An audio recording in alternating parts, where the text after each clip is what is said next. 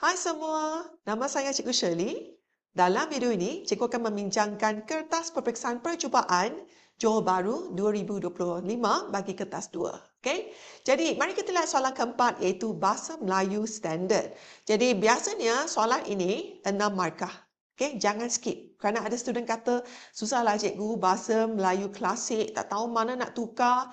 Jadi, sekarang kamu perlu belajar macam mana nak tukar. Kan? Kamu tak perlu tukar semua. Kerana kalau kamu skip bahagian ni, kamu akan kehilangan 6 markah. 6 markah tu banyak tau. Tak tulis apa-apa, kertas kosong je, kosong markah terus. Tapi kalau kamu ada tulis sesuatu, ada tukar, tengok mana boleh ditukar, kamu tukar, kamu akan dapat markah. Okey? 1-2 markah pun markah kan? Tapi cikgu nak kamu dapat markah penuh lah. Okey, jadi mari kita lihat di sini. Setelah sudah marker ketalas sarik. Jadi bila kita nampak ada perkataan marker, kita potong. Okey, semua marker potong. Pun potong. Ada pun potong. Sebermula pun potong. Okey, akan pun boleh potong. Ya, pun boleh dipotong. Lagi apa yang boleh dipotong? Okey, setakat di sini ya. Jadi kita baca lagi sekali. Setelah sudah ketalas sari dibawanya masuk menghadap Seri Betara, ya. Jadi ni tak perlu. Okey, jadi menghadap Seri Betara. Sembah Patih Gajah Mada. Penjurit 7 orang yang ditahan oleh, yang diperintahkan oleh. Ordered by. Diperintahkan oleh Paduka Betara pergi ke Melaka itu. Kabarnya, maksudnya dikabarkan. Dikabarkan sudah mati dibunuh oleh Laksamana. Ketujuhnya, maksudnya ketujuh-tujuh penjurit pun sudah mati dibunuh oleh Laksamana. Ya. Okey, kemudian kita sambung. Okey, kalau ada 2 perenggan, jawapan kita mesti dalam 2 perenggan juga ya. Okey, kalau ada ayat cakap ajuk, jangan tukar ke ayat cakap pindah. Jadi kita kekalkan ayat cakap ajuk ya, ada tanda petik. Tu ialah ayat cakap ajuk. Okey, jadi kita lihat perenggan kedua. Sebermula kita potong, negeri Melaka sedikit alah olehnya. Okey, jadi di sini alah ni ialah apa? Ditewaskan olehnya. Defeated, ditewaskan, ya.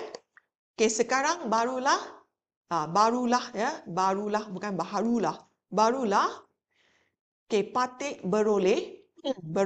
memperoleh penjurit. Memperoleh.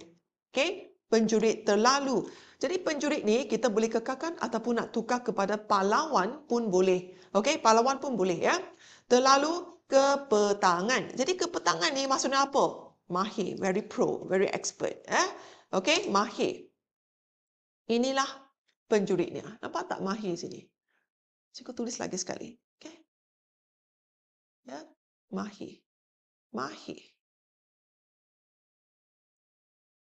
Jadi kepetangan ni maksudnya mahir. Penjurit ni ialah pahlawan.